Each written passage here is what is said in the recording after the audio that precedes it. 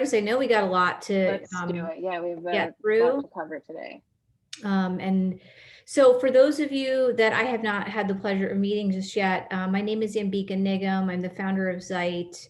We are a career path discovery platform that helps people pivot in their careers, whether it be industries, roles, or both. And I am very excited tonight to have Arielle with me, who I personally gotten to work with as I started my journey as an entrepreneur. She really helped me crack the code in my story. And she's so brilliant. And I'll let her introduce more of herself and her background as an executive coach and her experience, that I immediately thought that she is just an amazing person to help this community of individuals that are looking to make a career pivot and do it with confidence and gusto.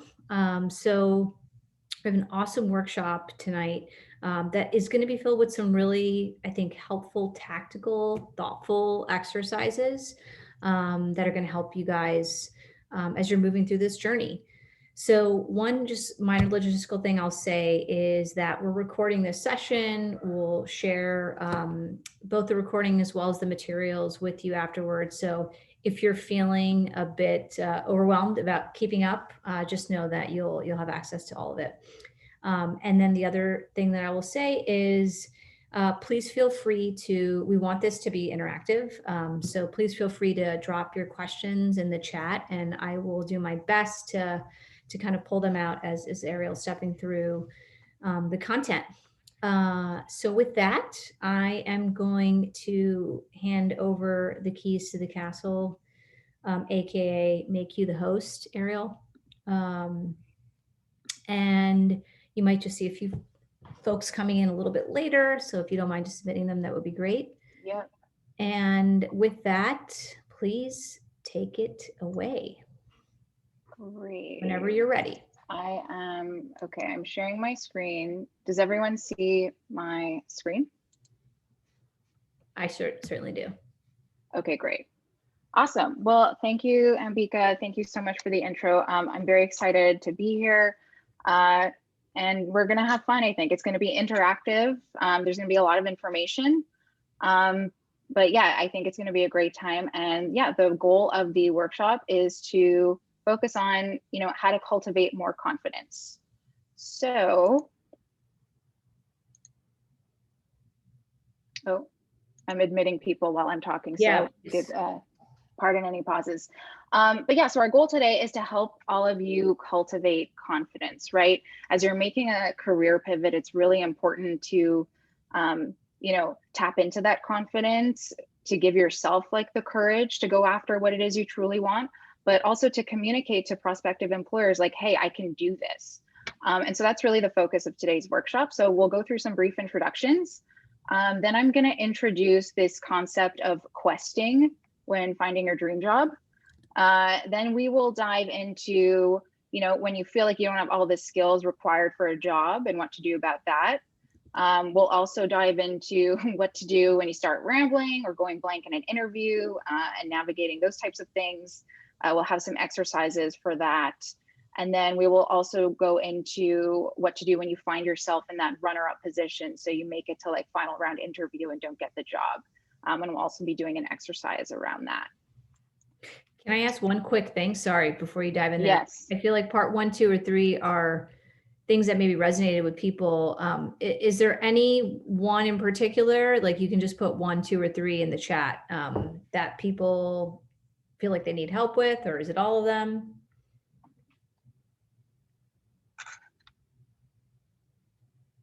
Part 2. Okay. Great. Cool. Go on. Yeah, as we're going through stuff, if just feel free to throw in any questions or comments in the chat box. Okay, so brief background about me. So I'm an executive coach for founders and leaders in tech. Before I started coaching a little over 2.5 years ago, I was a product marketer. My background is in B2B SaaS and blockchain. So worked at startups in San Francisco and New York.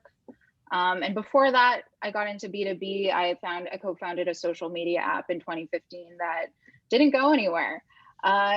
So there's a pivot there for me. I'm from Montreal originally. I've lived in San Francisco, New York. Right now I am posted up in Philly. And the quarantine hobby I have picked up is bird watching. So I got a bird feeder and I watch birds all day now. That's pretty cool. Yeah.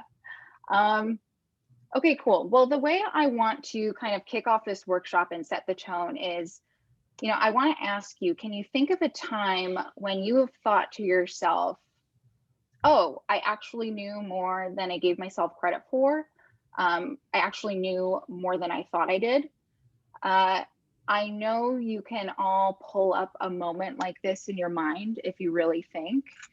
And I want you to use that memory, whatever it is that comes up for you, to kind of hold that throughout this workshop.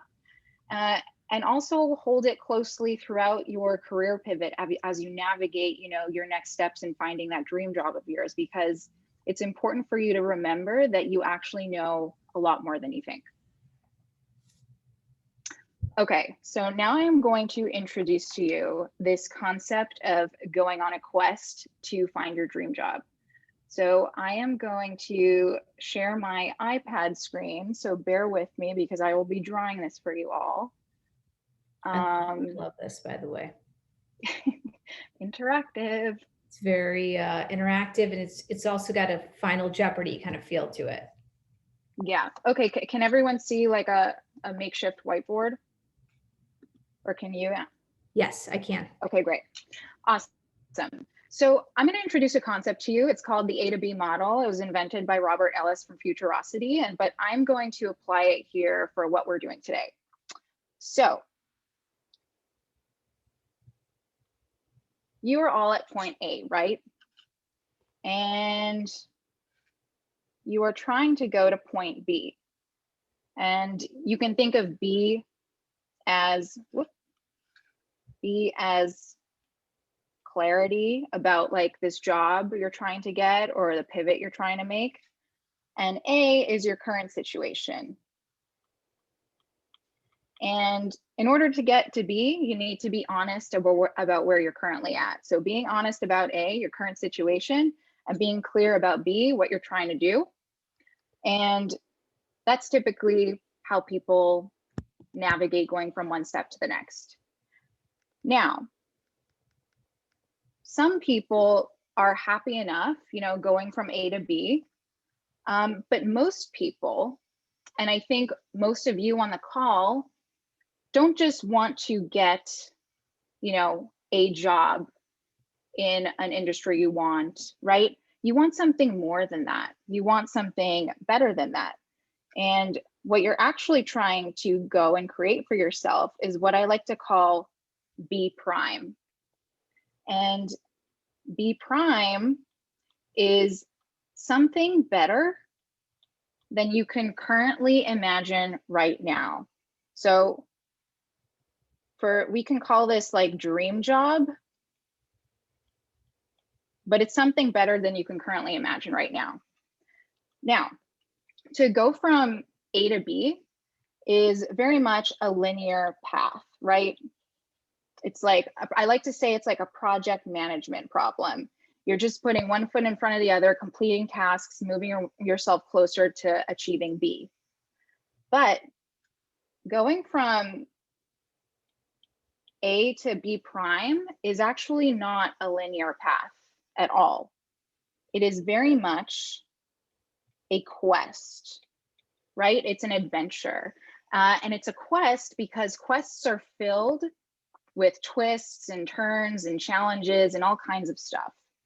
And I like to say it is a leadership, sorry for my writing, problem, because while going from A to B is very much like a path and a project management problem, going on a quest, you're navigating ambiguity, right? There's all kinds of stuff you can't anticipate.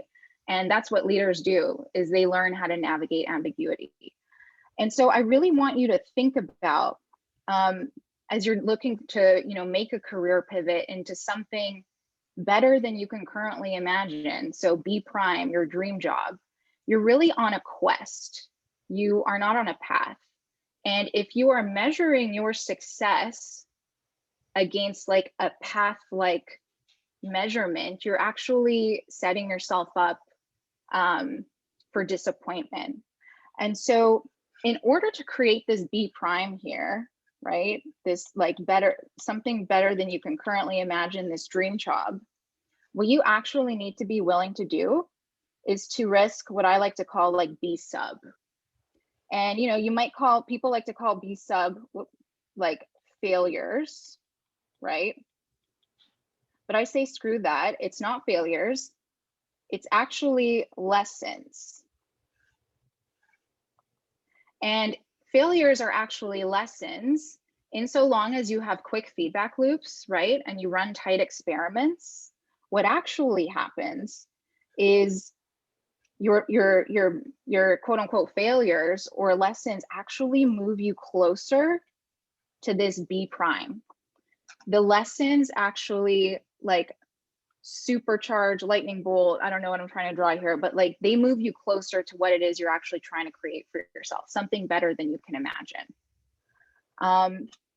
And so, if we go back to this A to B concept, that it's very much a path, when you're thinking about, questing to find your dream job, it is very much like, you quest over here, you try this, you try this, oh, you fail, you maybe fail again, you come back, you try something else, you fail again, moves you closer here, you try again. I mean, you're seeing all this like craziness. It's, if you think of a hero in a journey, they're going through all kinds of twists and turns to try to create what it is they truly want.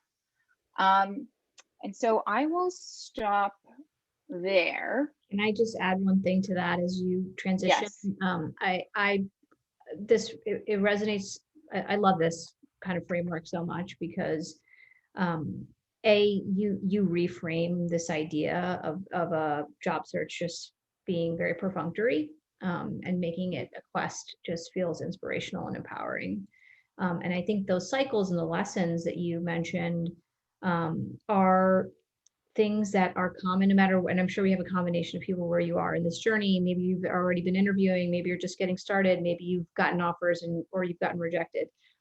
That's normal. And I think what you've just done, Arielle, is you really normalize this process and this experience.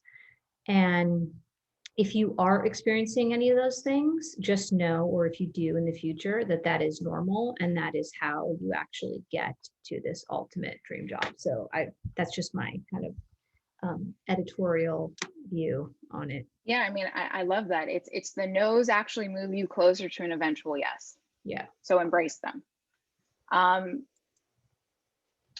So yeah, this is kind of a recap. Finding your dream job is a quest, not a straight path. So don't measure yourself against like a linear path. Like a hero in a quest, you will be tested many times. It's that B sub we talked about.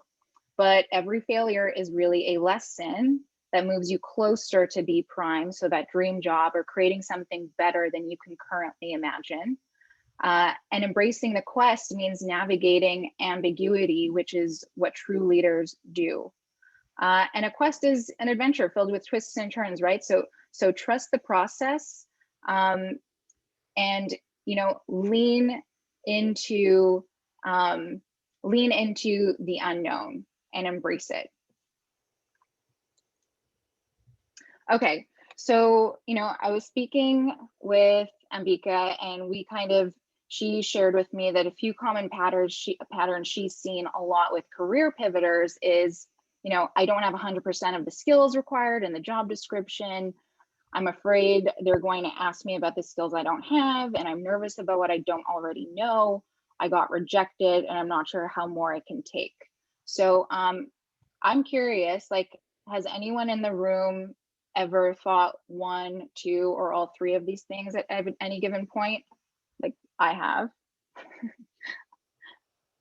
All of them. I think we got a yes, yes, and yes. Cool. I think there's a lot of yeses to ones in particular. To the first one? Yeah, to the basically being dejected at not having 100% skills. Gotcha. Okay, cool. Well, So here's just showing you just how normal it is, because it sounds like a lot of people can relate to this.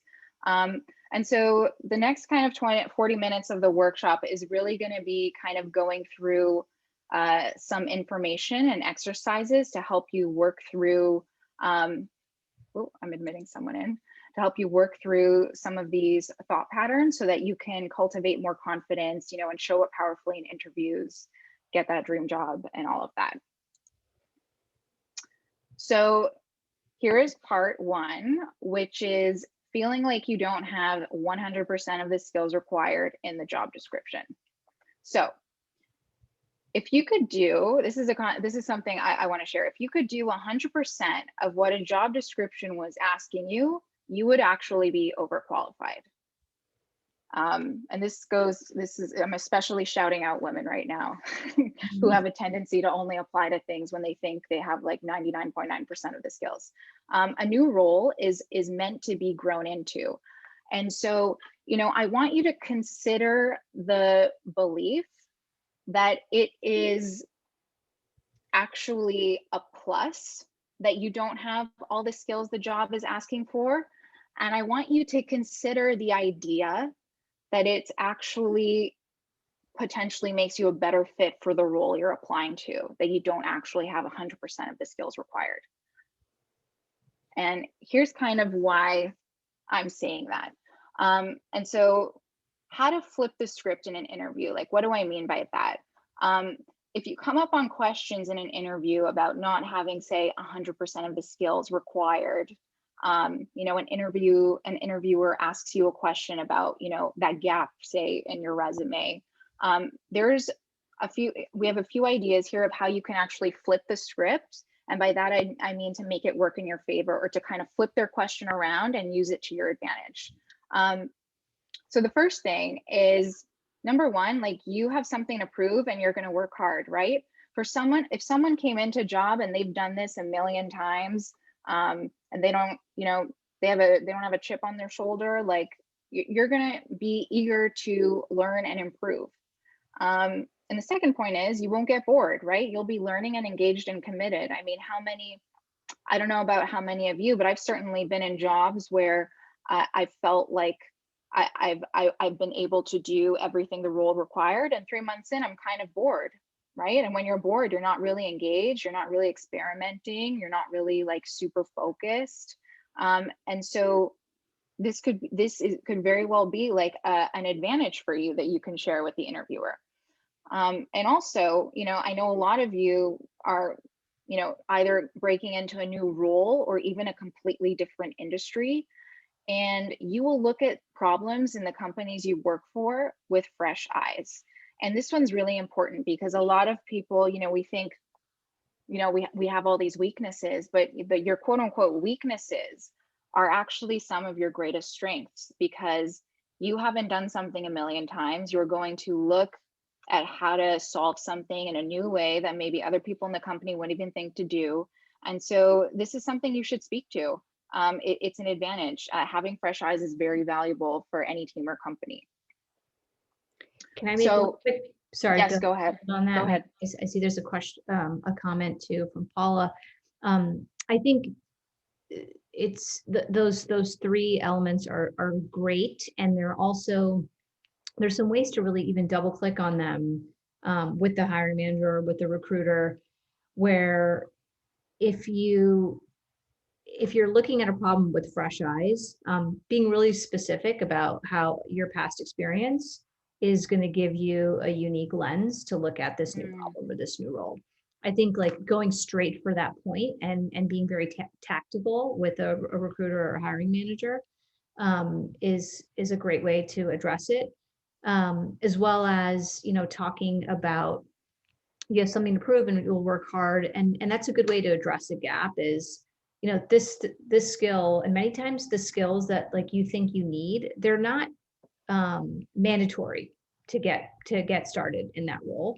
So you can even speak to that and say that I actually, while I don't have the skill, here are the other skills that I have, and I know that I can actually learn this skill, SQL or whatever it may be, within the first 4 to 6 weeks. So just giving a little bit more nuance there too around how you can even get specific. And yeah, go ahead, Paula. We'll come back. I was just going to say that's the perfect pivot to like the next slide, unless Paula has a question about any of these before we jump. We can, I think it sounds like you really nailed how to handle it in the interview. I think, without knowing the full story there, Paul, I will just say that if you're getting some of these emails, it kind of goes back to about how you're not as qualified. It goes back to like the original sketch that Arielle drew for us, which is, this is a lot of trial and error. And you also, it's about fit, and you want to be at a place that is going to appreciate like your ability to bring a new lens, your ability to work hard, your ability to be engaged. And not all places are going to appreciate that. So it really is a game of numbers. And I think, there's also ways that we can talk about on the side about looking at specific industries or specific companies where you can make a more kind of direct connection to your work in hospitality to make sure that you're really kind of finding some of those companies where there's a good cultural fit. Great point. Okay, so on the topic of like flipping the script, another great way to flip the script is through storytelling. And really quick, I want to be clear about what storytelling is and isn't. So, oftentimes you get on a call with someone, they're like, tell me about your experience, and you kind of do, a run through of your CV. So I've worked here as this, and then I worked at this company and I did that, and then I did this and that, and it's kind of like this chronological series of events. That's not storytelling. An example of storytelling would be what we have here. So let's say you get a question about, not having 100% of the skills required for the role. A way to kind of flip that into a story and pull a story from the past would be, while I might not have X skill set yet, here's a story about a time when I solved a problem, even though I had no prior experience doing Y or whatever it is they're looking for, and expanded my skills in the process. And so you're giving this interviewer a real life story of how you kind of handled ambiguity. You rolled up your sleeves, you rolled up your sleeves and figured it out, and you actually expanded your skill set in the process. And that story can communicate to them, hey, like, even though he or she doesn't have this skill set right now, they've kind of shown that they're able to like pick it up as they go. And so you can use storytelling to kind of like flip the script on some of these questions that you might get in an interview. Another example would be, while I don't have concrete experience doing X yet, I have Y and Z skills from doing A and B. Here's how it's transferable and will enable me to pick up X quickly. So, if you're moving from like, I don't know, a customer success role into like a product management role, you still have, you have Y and Z skills, a certain amount of skills from that job. How can you talk about how they're transferable for the skills needed in this new role? And how do the skills you already have, how will they help you pick up new things quickly? So telling stories like that. And I know a lot of you, as you're getting ready to land a new role in a different type of company or industry, you've been upskilling and spending a lot of time like educating yourself and picking up new skills. So you might say, I've been building knowledge for, X skill. And if I were to have the opportunity, I would approach it like the problem by doing A and B. And this kind of speaks to what Ambika just shared earlier with, looking at a problem with fresh eyes. Here's an opportunity for you to tell a story about how you would solve a problem for a company, even though you don't have direct experience doing it just quite yet. Love these. Cool. So now we're going to do a quick exercise. So I don't know if you have a pen or paper, maybe you want to open like the notepad on your iPhone or whatever it is. But I want you to write down the question you don't want a prospective employer to ask you. So if you were to be in an interview and you got asked this and you would be like, oh crap, that's the question I want you to think about and write down.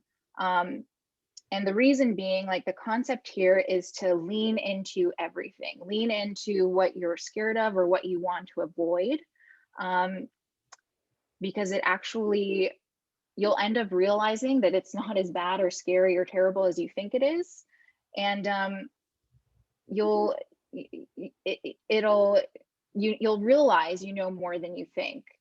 So I'll give you like a few seconds to kind of write down this question, and maybe, you know, a few of you might even be willing to share what your question is with the rest of us. Feel free to drop it in the chat, or drop it in the chat. Exactly. Yeah, or if you want to get on video, whatever you're more comfortable doing. I think one hope that we have here is that you get exposure to these exercises, and you also have the opportunity now to kind of troubleshoot through them. As we know, you'll probably be spending more time doing them on your own after this.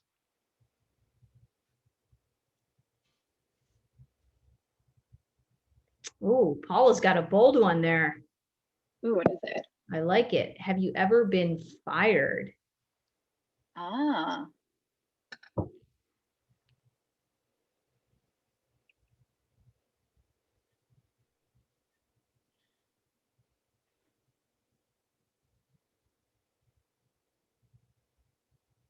That's a fair one to ask. Yeah. Or laid off. I know a lot of people are also. Yeah, a lot of stuff comes up if you've been laid off, like how to communicate that. Right, especially in this past year. Tell me about a time that you failed.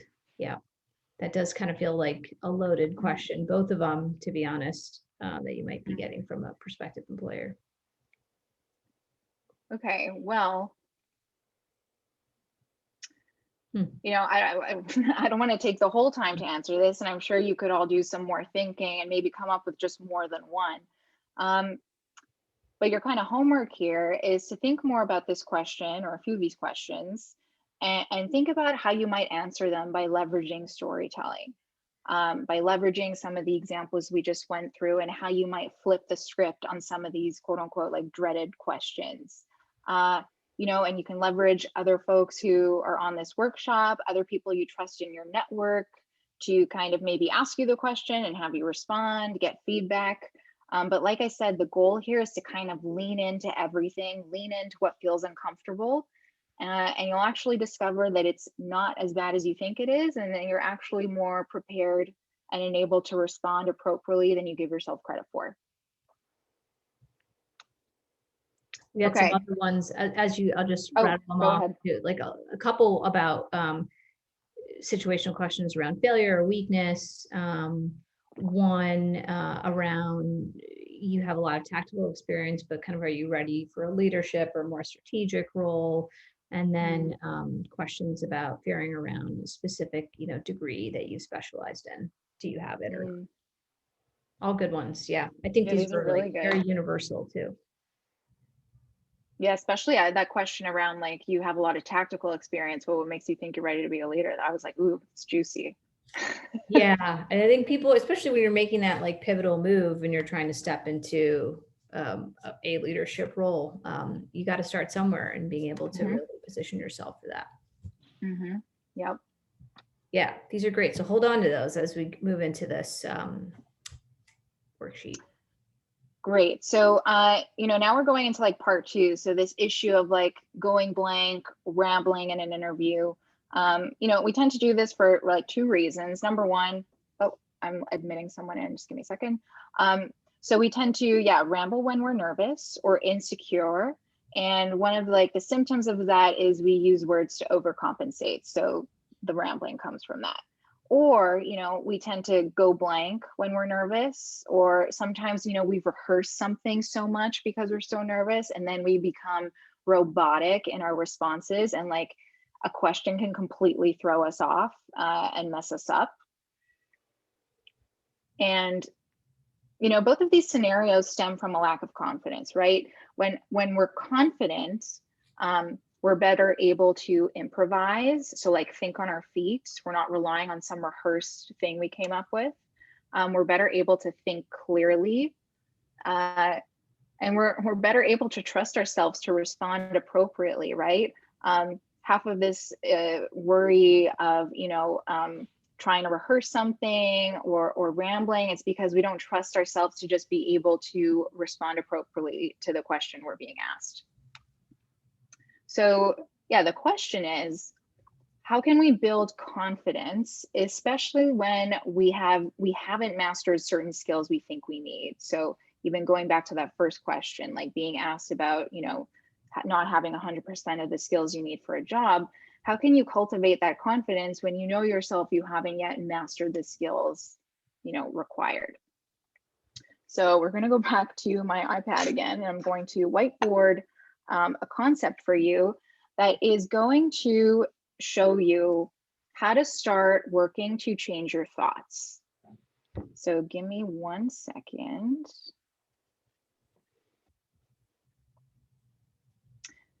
And Ambika, if you want to share the doc to the worksheet so they can get a heads up with what we're going to be doing.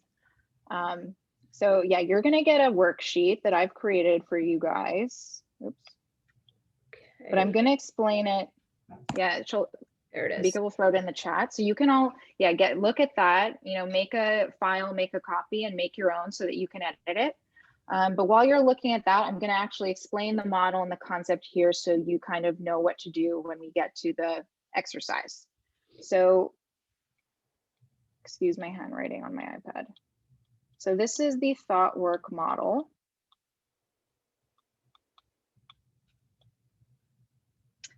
And this is how it works. So there is a circumstance. A circumstance can be anything that's going on. So let's say the circumstance is interviewer asks question, right? It's a general statement. There's no emotion in here. It's just the circumstance, like interviewer is asking a question. Then a circumstance always generates like a thought. So we always have thoughts about our circumstances. So, an interviewer might ask you a question. Maybe it's this dreaded question of yours, and a thought might be, crap, I don't know this. So that might be your thought with this circumstance. This thought then produces a feeling. The feeling is, let's say, insecure. Could be a number of things depending on, it could be a number of things. But let's say it's a feeling of insecurity. That feeling of insecurity then produces an action. When you're feeling insecure, your action is to ramble, right? We'll go with that example. You're rambling. And that action produces a result. And the result is, we can just say, no job offer. And so what I'm trying to call out here is what we call like the circumstance, which never changes. This is always objective. There's no emotion or thoughts in it. It's just the state of affairs. And then it is the thought, like I call it like the T line, the feeling, the F line, the A line, the action, and the results that all ensue from like this circumstance. And what I want to show you, and that's in your power, is you can see clearly, like you guys can understand like how this thought produces this feeling, which incites this action to ramble, and then you get a result of no job offer. But you can actually use this model to reverse engineer the thoughts you would need to think to generate the results you would want. So, and I'm going to show you really quick. Oops.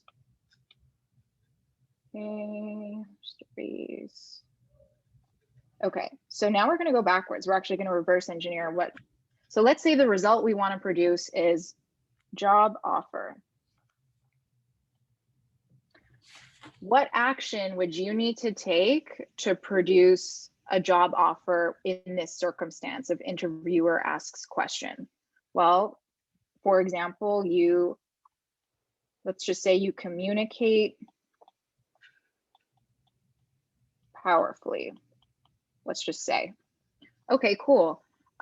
What feeling would you need to feel to be able to communicate powerfully? Probably confident, right? I mean, that's why this whole workshop we're focusing on confidence. Great. What thought would you need to think to feel confident? Maybe I can do this, right? I'm just making this up. Maybe it's like, I know how to answer this. It could be, I have great experience. It could be a whole slew of things depending on like how your brain works and like what makes sense for you. But this is essentially the model that I wanted to communicate with you guys, and you probably see this reflected in your worksheet. And so I want to jump back into the presentation. And so, yeah, the concept here is your thoughts dictate your actions and results. Hopefully that was clear on my iPad. And your thoughts make up the stories you tell yourself about what you can and cannot do. And like you saw in this model, the stories we tell ourselves impact our confidence. The thoughts that are running in our brain impact how we feel about ourselves, which obviously impact the actions we take and then impact the results we produce. So if the narrative running in your mind isn't serving you, how can you write a new one that does? And so now I want you to go to that worksheet. Hopefully you all have it. You've made a copy of your own. And I want you to try to break down, a thought for yourself. So, you can choose whatever circumstance you want. Maybe you don't even want to work on the circumstance of being in an interview. Maybe the thought you want to work on is, hey, I just got rejection email received. Maybe that's the circumstance that you want to shift your thoughts around, and you want to like build a motivation to keep going in a situation like that. So maybe your circumstance there would be like, yeah, rejection email received. And maybe you want to work backwards. If the result you're trying to create is momentum, what actions and feelings and thoughts would you need to think to create that? And so I'll give you a few minutes to kind of work through that for yourselves. Feel free to drop any questions into the chat. I know it's kind of a lot to take in, and it's kind of late in the evening for a lot of people, but I'll give you a few minutes to work on that. Awesome.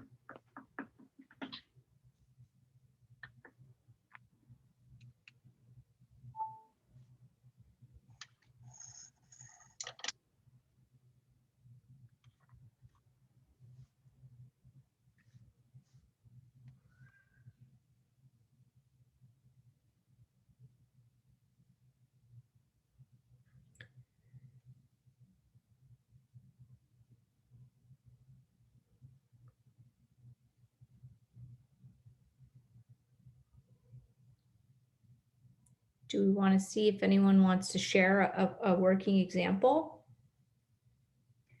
Yeah, how are you guys doing? Have you been able to work through some of it, or do you have any example? Like, you want to take us through your kind of thought model of like circumstance, thought, feeling? Anyone open to sharing? Or if you have any questions about moving through this process too. Just if you want to share or feel like sharing, just feel free to drop in the chat.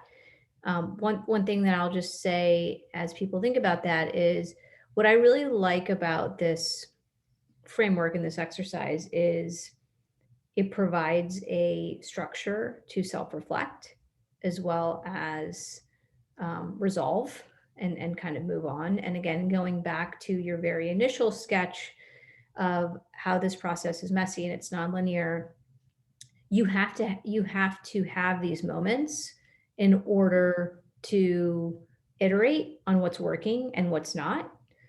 Otherwise, you're going to move through the process and get really frustrated and dejected and feel like, well, why are things not changing? So this gives you a really great opportunity to understand how to change and what to affect. Yeah, and I think like as you're navigating, like you're on a quest, right? Full of twists and turns. You're navigating ambiguity, you're being a leader, you're being faced with challenges.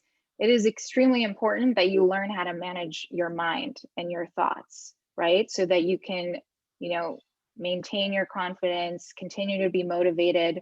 Because if you feel like, if you've the thought, well, this isn't working, screw this, how are you going to feel? Pretty shitty. And what actions are you going to take? Well, you're not really going to show up powerfully for interviews or put yourself out there, and it's going to generate a poor result. And so I really want to hammer home like how important your thoughts are in creating your success here. Right. And kind of like surfacing these triggers of what is bringing those thoughts on and how you can actually reverse them.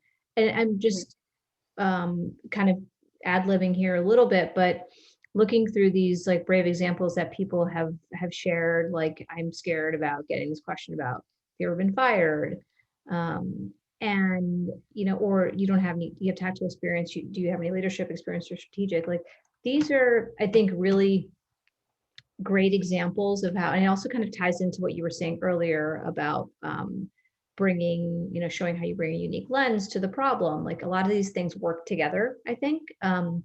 But specifically here, like for the firing example, right? If you can say yes, and you can lead if that's the answer, and you can lead with a response around what you have learned, right? I learned these two things from that experience that I will never do again, or that have evolved me as a leader. And I exhibited that in, you know, my last 2 years doing X, Y, and Z. Like that's a way to bounce back from that question, to demonstrate that you've grown from it, to demonstrate that you are not going to let that question phase you. Yeah, again, the more you lean into these questions and embrace them, people see and feel that. And when you're confident about the question and your story and what happened, they feel more confident in you. When you try, when you kind of try to dodge a question or cower away from the question, it makes other people nervous. Right, right. And same, I think, with, you know, the tactical one, you can say, I have not had formal experience leading a team of X, but I have indirectly led a team of X number of people doing X, Y, and Z things. So this is where I think you can, you know, use this framework coupled with, you know, some of those previous responses to really kind of bounce back in a way that is going to make you feel confident. It seems like focusing thoughts, feelings around curiosity and wanting to improve yields better actions results. Yay, Yasmin. Yes, that's right. High five. All right. Hey, you're on a quest. So being on a quest is full of curiosity. Totally. So let's I'll go to the next slide. So another thing I want to point out is, you know, communication is more than words. It is more than the words that come out of our mouth. I'd say a small amount, I don't know the exact stat, but if you Google it, it's out there. A small percentage of what we communicate is actually the words that leave our mouths. Most of what we communicate to another person is through our facial expressions, right? So how our face is moving around, our body language. So are we like hunched? Are we like playing with our hair? Are we standing up straight? And tone of voice. So are you speaking clearly and confidently? Is your voice shaking? Are you having like an up of pitch every time you end a sentence? So these are all things that, even though they're not words, they're communicating to the other person like how confident you are and how comfortable you are. And if we're communicating that we are not confident in our abilities in these ways, so with facial expressions, body language, and tone of voice, it gives the other party like reason to doubt us. So kind of like we just briefly talked about. And so that's really why it's important to start shifting your thoughts and to start cultivating that confidence, because it comes through in the way you show up, even if it's just on a Zoom call. And so kind of homework I want to give all of you is practice using the thought work model to shift your thoughts to cultivate your confidence. In addition to practicing like some of those questions you don't want an answer, you hope you don't get asked, and leveraging some of the kind of flipping the script and storytelling techniques to kind of flip the script and work and make it work in your favor to showcase like how capable you really are, would be what I would advise. Okay, this is our final exercise. We have about like 10 minutes left, so it's perfect. How many of you on the call have like gone through interviews and make it through the first round, the second round, and then like, you do maybe a homework assignment and then you don't get the offer? Maybe you chime in the chat if you've been in this situation before. I certainly have. I'm sure like Ambika has been in that situation. Yeah. Many people have. It sucks. You put in all this time and energy and then you get told like, sorry, you're good, but not like quite what we're looking for. It sucks.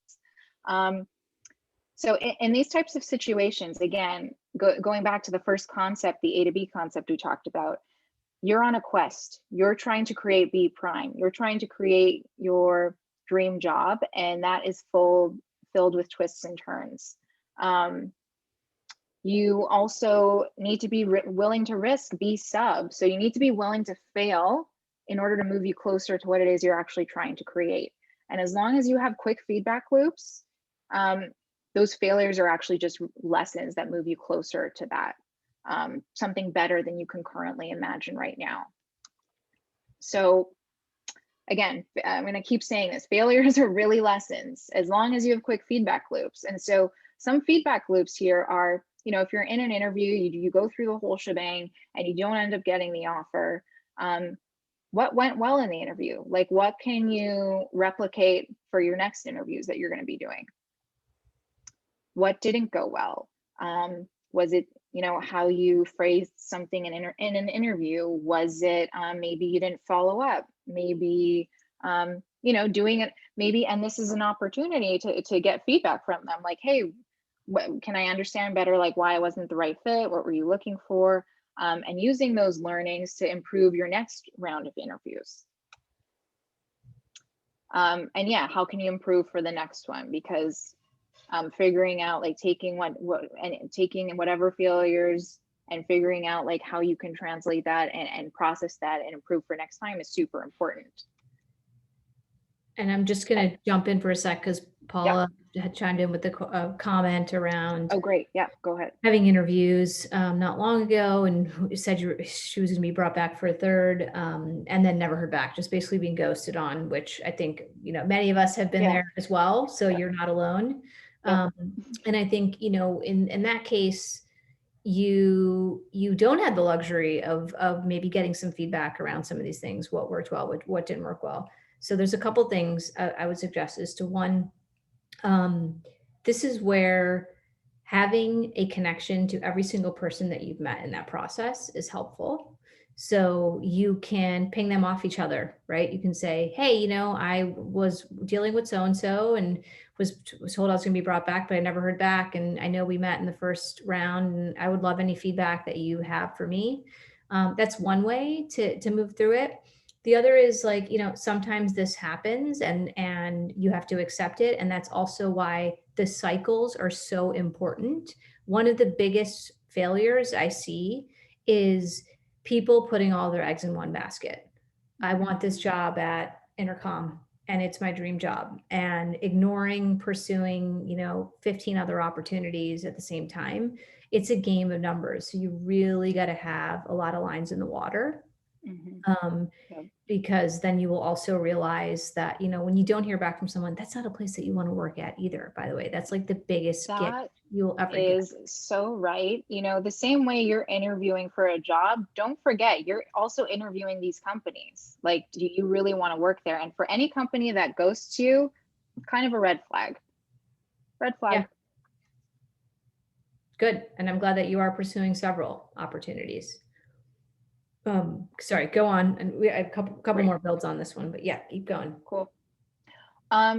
So I want to talk about this concept of optimizing for serendipity.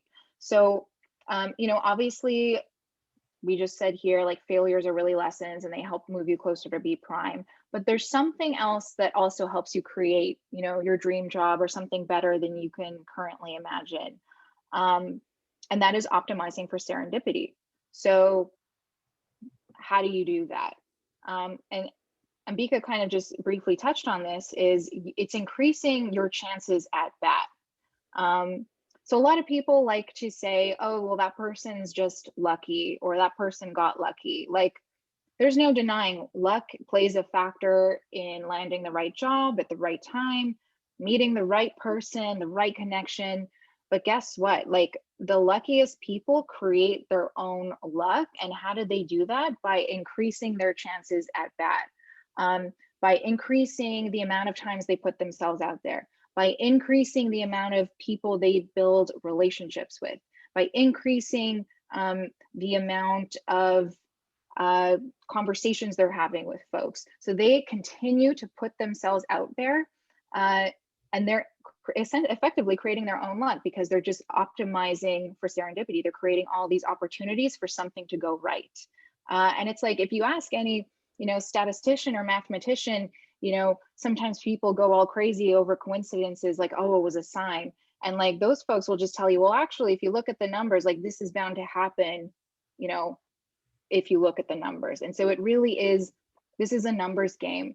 And when you really embrace and understand that this is a numbers game, and that it's not a matter of if, but when, that can also help build your confidence and give you the stamina to keep going and navigating this quest that you're on. One other build I'll just add to that is thinking, and this is where, kind of all these exercises dovetail together. The thought, framework for one, like, what is resonating? So a couple specific examples I've heard from people that have gone through our program, or friends that I know that have pivoted, where they're like, you know what, I really wanted to switch industries and roles, but like, I'm finding it really hard to do both. I'm getting a ton of bites because I have retail experience. So I'm just going to really double down on retail as a role, as an industry to focus on, and really be able to hone my story through that. Or I'm trying to bake into, product management, but it actually seems like I have a lot of experience more so on ops and product ops. And that's what's resonating a lot in my interview stories with people. So I'm going to really focus in on like those roles, because I know that that's what's working. So I think that's where some of the like reflection also really helps, in terms of where do you want to optimize for serendipity? Where do you want to, try and spread your luck? Yes. Great point. Sandra, the answer is yes. We will be sending you this. Cool. So now, I want to talk about some questions to think about as you're kind of thinking through, like, okay, well, how can I optimize for serendipity? So, one example might be, even though you got a rejection call or email or whatever it was from, an interviewer or an employer, how can you leave a lasting impression on those you interviewed? How might you do that? How might you keep the door open, build rapport, build relationships with these people, even though you didn't get this opportunity this time at this company? How can I develop relationships with those I interview, even if I don't get the job? So, when you're meeting different folks, before you even get like an offer or not, looking at these people you're speaking with as, hey, whether I get this job or not, these are all people I can grow my network with. These are all people I can build relationships with. and thinking through, well, how can I further connect with them? How can I, keep in touch with them? All these people who knows who they know, who knows what opportunities they're going to get or what companies they might go to next and how that's going to shift things for you. You just never know.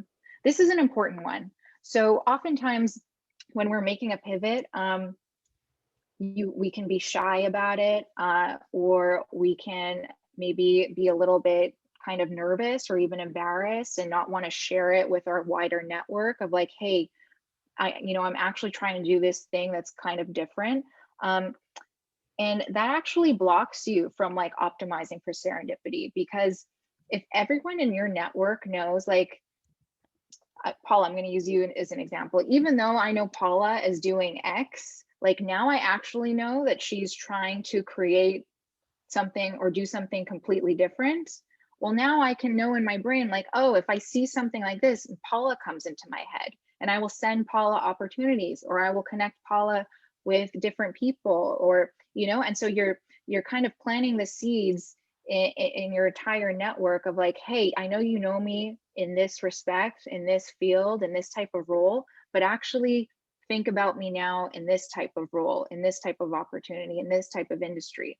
And so really, shouting to your, I don't want to say shouting, but like letting your network know that like, hey, I'm doing this now, really helps optimize for serendipity, because people know they should be connecting you and how to help you. Two quick things I just want to build on that are what I've also seen people do successfully. I actually did this when I was trying to break into product management is, in addition to letting people in the network know, is emailing them a blurb about why I was good for this role and what I was looking for, so that when they came across those opportunities, they were armed with like, it was just an intro email. There wasn't like, hey, I met someone. Like, you avoid that back and forth. It's just like you give them the tools to set you up. The other piece around staying close to the folks that you've interviewed with. I know that there are cases that are frustrating and you don't hear from companies, right? But what do you do when you did make a connection or you do hear back from someone? That is a huge opportunity. I can't underscore it enough. Like, I've actually built a lot of my company by people that I've never worked with but interviewed with, and have gotten them to kind of like help me do one or two things or pull favors. And the way is, people like to feel like they're part of your success. So if you can say, hey, I know this didn't work out, appreciate the feedback. I actually have another interview at Uber, and do you have 15 minutes to like give me some advice? You're an expert clearly in product management, and I would love your quick thoughts on how to land this role. That's how you build a relationship. I guarantee you people will give you time because they feel good. They feel like they're valued and they made an impression on you. Or it can be sharing a thought piece of something that you've written, or something that they mentioned in the interview that you came across that, made them recognize that they're memorable. Those are like some small things. Or you get an offer down the road, and you circle back with someone and say, hey, I got this great offer. I just wanted to thank you, and I wanted to get your advice on it. Like, that's a couple of specific things that I think are good ways to build relationship with people. Really great. Yeah. So yeah, I know we're running up on time, so I don't want to keep you all too late. So maybe if this is something we can do quickly now, or maybe this is just some homework for you all, but thinking through like some of the examples like Ambika just shared, how can you optimize for serendipity? Like taking some time to jot down some ideas you have of how you can, increase your chances at bat, and expand your realm of possibility. And maybe you share them later with the group, or we can spend some time and share a little now. Up to you guys what the kind of temperature check is, if you want to kind of keep this as like a homework thing.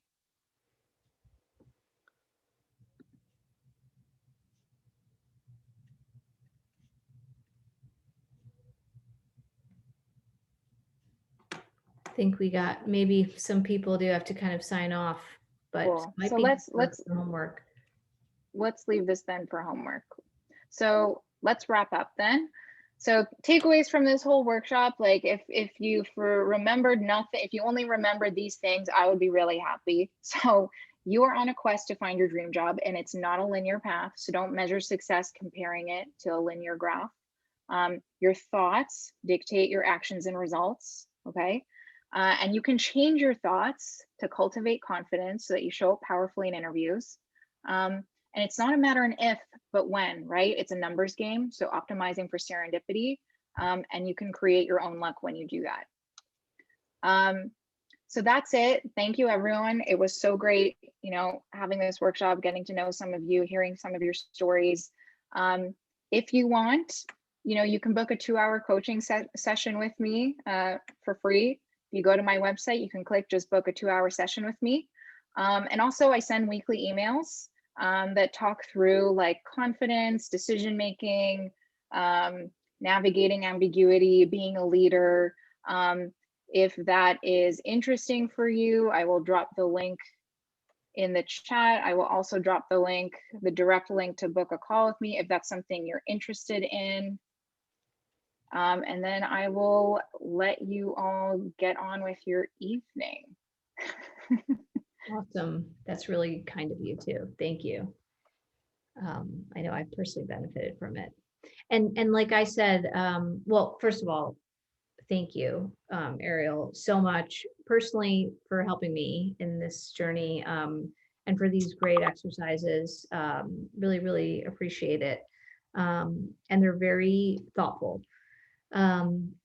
I will be following up with everybody, those that were here tonight, and obviously those that could not make it, with the recording, with these worksheets, and this information in case you didn't catch it, so you could potentially follow up and work with Arielle. So yeah, and feel free to DM me if you have any questions about the thought work model and stuff like that. You can just email me or DM me. I'm happy to kind of help you think through more of that. I know is like a lot to throw into an hour.